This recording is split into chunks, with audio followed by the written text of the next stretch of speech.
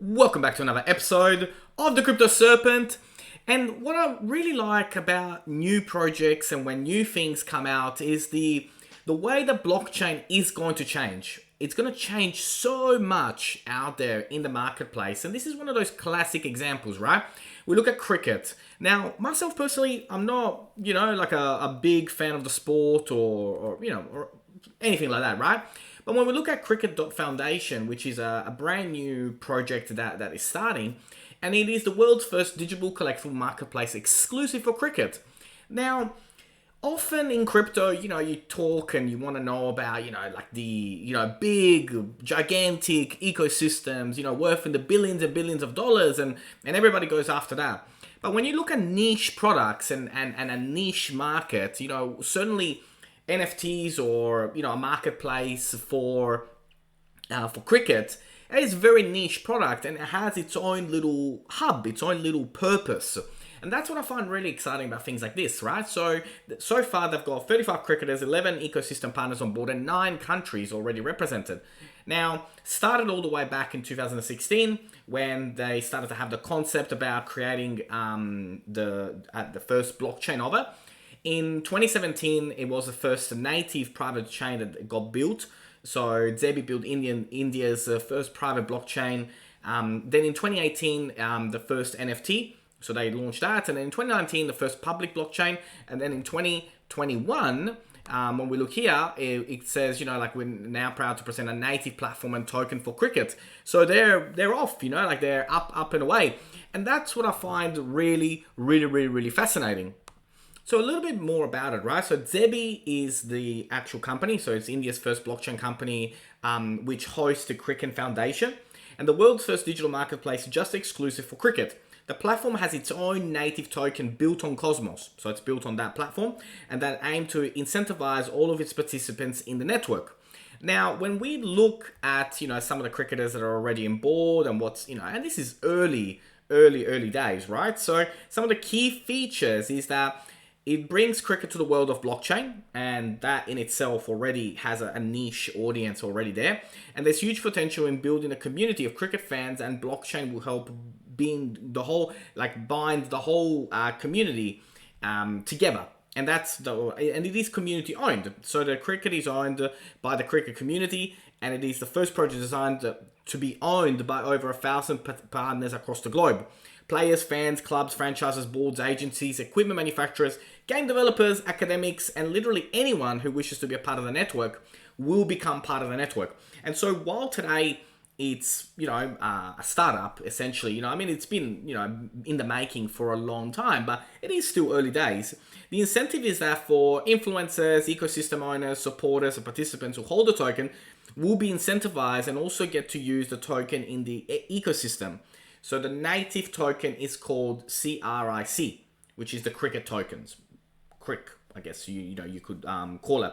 As far from a reliability point of view and why blockchain and sport works really well is that the cricket network is reliable, global, trusted intermediary for all things cricket, right from contracts, applications, custodians, everything. So there's no middleman, no power brokers, and no red tape.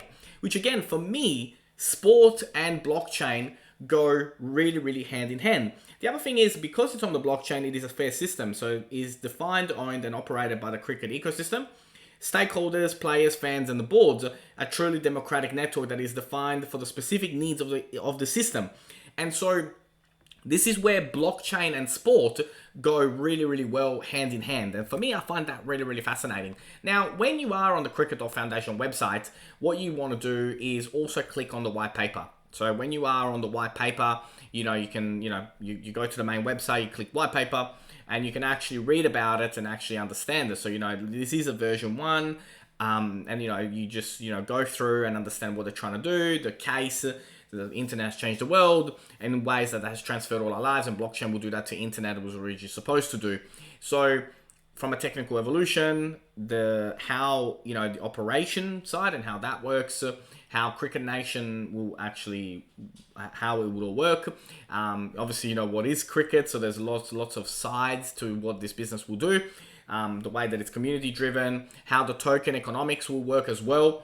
and the value of it as well. So everything is in the white paper. And again, if you are interested and you want to get involved and you you get excited by things like this, then definitely, you gotta read the white paper. You gotta understand what is going on, what is happening, and how it works. But for me, I find it very, very fascinating, and I think that it's really, really exciting when ecosystems are created which are very specific to one niche. So you can see here, like, this particular illustration. So what will the 3-year value, how lifetime value of the asset, how it's going to be distributed. So they're really thinking about, really making this, really making this work. And you can tell that it's been a long time in the making, the way that they've designed it. And if you go through and actually read the white paper, it actually is quite interesting how it all works and how it's going to work in the long term. And for me, sometimes we get too caught up as investors into trying to get, the biggest whale in the market, like the blockchain that is going to overtake everybody and everything and be in the billions and billions of dollars, when sometimes something as simple as a marketplace specifically for one thing, one niche, can be quite lucrative in the long term as well, as a holder of a cricket NFT, or just in general as, having the token and being a part of the system. And then, from an ecosystem point of view, again, you can check out some of the people that are involved.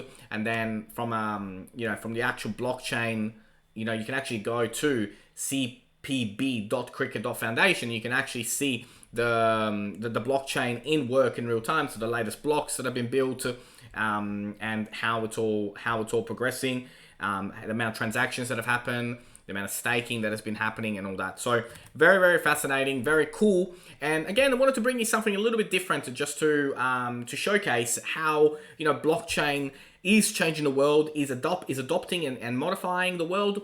And something like this, I think, has a future. So if you did learn something new today, don't forget to hit that like and subscribe button. As always, thank you, and I look forward to see you on the next one.